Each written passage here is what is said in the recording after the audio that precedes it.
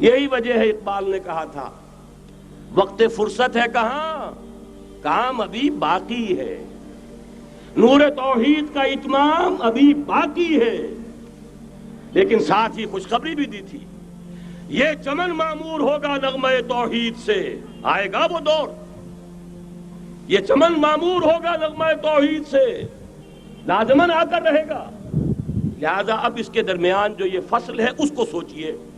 لیکن میں اس سے پہلے ذرا وہ حدیثیں کہ جن میں حضور کی سری پیشن گوئیاں آئی ہیں بڑی تیزی کے ساتھ آپ کو سنا دینا چاہتا ہوں، اور اس کی وجہ کیا ہے۔ یہ زمینی حالات جنہیں میں نے کہا تھا انہیں دیکھیں، ظاہر بات ہے کبوتر کی طرح آنکھیں بند کرنے کا تو فائدہ نہیں، حقیقت کو دیکھنا پڑے گا۔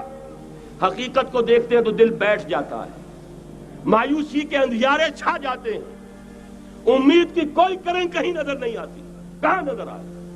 مولانا نے کتنا عمدہ نقشہ کھینچا ہے، کہاں ہے وہ اسلام؟ مسلمان تو ہیں، 1 ارب سے زیادہ ہیں، لیکن کوئی پوچھے 1 انچ زمین دکھاؤ جہاں اسلام تم نے نافذ کیا ہو، تو وہاں ہمارے ہاتھوں کے طوطے اڑ جائیں گے۔ نتیجہ یہ ہے کہ حالات تو زمینی جو ہے وہ ہے مایوس کن۔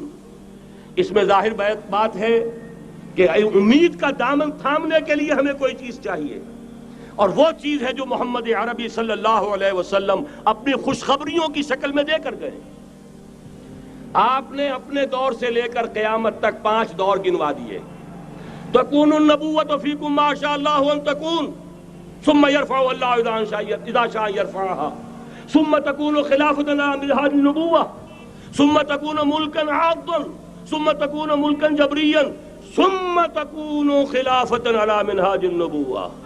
یہ طویل حدیث کا میں نے صرف خلاصہ سنایا ہے آپ کو۔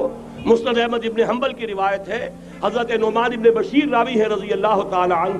پہلا دور دور نبوت، دوسرا دور دور خلافت علی منہاج النبوۃ، نبوت کے نقش قدم پر خلافت جسے ہم خلافت راشدہ کہتے ہیں۔ تیسرا دور مسلمانوں کی حکومتیں، لیکن وہ ملوکیت کا دور، ملکن عاضن، اور ان میں ظاہر بات ہے کہ عاضن بھی تھی، جہاں ان میں خوبیاں تھیں وہاں برائیاں بھی تھیں۔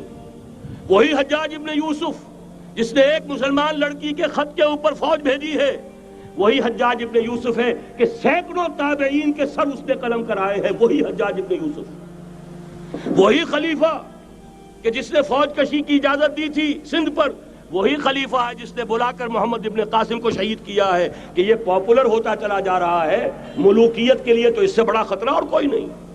اس لیے کہ سندھ کے ہندوؤں نے ان کے بت بنا لیے تھے۔ یہ نوجوان در جوانی توبہ کردن شیوائے پیغمبریس، یہ نوجوان اور اتنا نیک اور پارسا ان کے بت بنا کر مندروں میں رکھ دیے گئے۔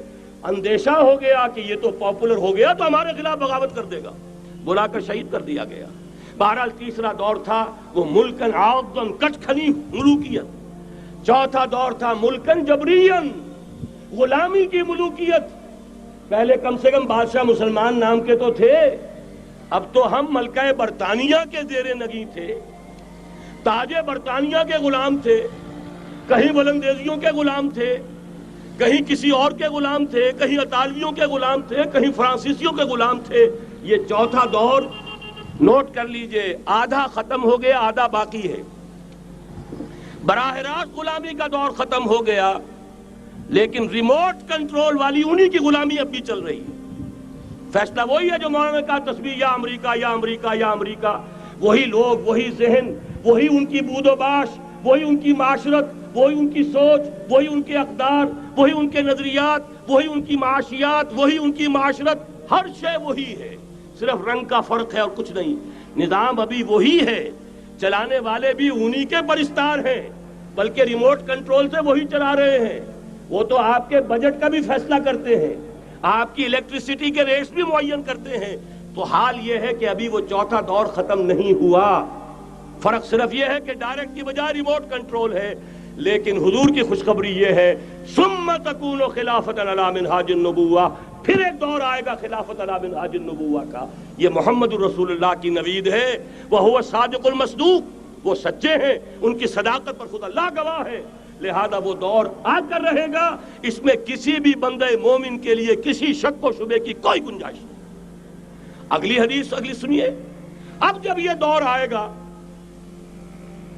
تو عالمی ہوگا، نیو ورلڈ آرڈر نہیں ہوگا، جسٹ ورلڈ آرڈر ہوگا۔ یہ نیو ورلڈ آرڈر NWO، حقیقت میں نیو ورلڈ آرڈر ہے JWO، لیکن اسی کو بدلنا ہے جسٹ ورلڈ آرڈر آف اسلام، اور وہ گلوبل ہوگا۔ دو حدیثوں کا تذکرہ کر دوں۔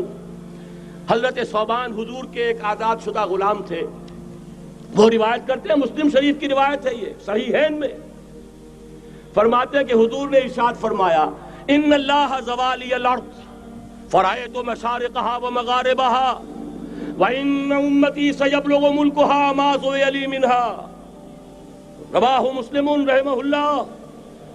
حضور فرماتے ہیں اللہ تعالیٰ نے میرے لیے پوری زمین کو لپیٹ دیا، یہاں تک کہ میں نے اس کے سارے مشرق دیکھ لیے، سارے مغرب دیکھ لیے، اور سن لو مجھ سے، ٹیک اٹ فرام می، میری امت کی حکومت ان تمام علاقوں پر قائم ہو کر رہے گی جو مجھے زمین کو لپیٹ کر اور سکیڑ کر دکھا دیے گئے۔ گلوبل ہوگی کہ نہیں؟ دوسری حدیث سنیے، یہ پھر مسند احمد ابن حنبل کی ہے۔ حضرت مقداد ابن الاسود رضی اللہ تعالی عنہ فرماتے ہیں، حضور نے فرمایا، لا يبقى على ظهر الارض بيت وبر ولا مدر الا ادخله الله كلمة الاسلام بعز عزيز وذل ذليل، اما يعزهم الله فيجعلهم من اهلها او يذلهم فيدونون لها۔ یہ ہے حدیث مسند احمد ابن حنبل کی۔ اور حضرت مقداد فرماتے پھر میں نے کہا اچھا تب تو ہو جائے گی وہی بات، وَيَكُونَ الدِّينُ كُلُّهُ لِلَّهِ، دین کل کا کل اللہ کے لیے ہو جائے گا۔ حدیث کا ترجمہ یہ ہے کہ حضور نے فرمایا، روئے زمین پر نہ کوئی اینٹ گارے کا بنا ہوا گھر رہے گا، نہ کوئی اونٹ کے بالوں کے بنے ہوئے کمبلوں کا خیمہ رہے گا جس میں اللہ تعالیٰ کلمہ اسلام کو داخل نہ کر دے۔ لیکن یہ داخلہ دو طریقے سے ہوگا، بعز عزیز و ذل ذلیل، یا صاحب عزت کے اعزاز کے ساتھ، یا کسی مغلوب کی مغلوبیت کے ساتھ، یعنی یا تو اللہ تعالیٰ ان کا اعزاز فرمائے گا اور وہ کلمہ اسلام کے خود قائل ہو جائیں گے۔ جب گھر والا خیمے والا اسلام لے آئے گا تو اسلام اس کے گھر میں داخل ہوگا، اس کو بھی عزت نصیب ہوگی۔ وَلِلَّهِ الْعِزَّةُ وَلِرَسُولِهِ وَلِلْمُؤْمِنِينَ، عزت تو حق ہے اللہ کا، اس کے رسول کا اور اہل ایمان کا۔ اور اگر وہ اسلام قبول نہیں کرے گا تو یؤت الجزیۃ عن ید وہم صاغرون، چھوٹے ہو کر رہنا پڑے گا، جزیہ دینا ہوگا، اسلام کی بالادستی قبول کرنی ہوگی۔ بتائیے اس کے بعد بھی کوئی شک ہے؟ یہ ہے آسمانی نقشہ۔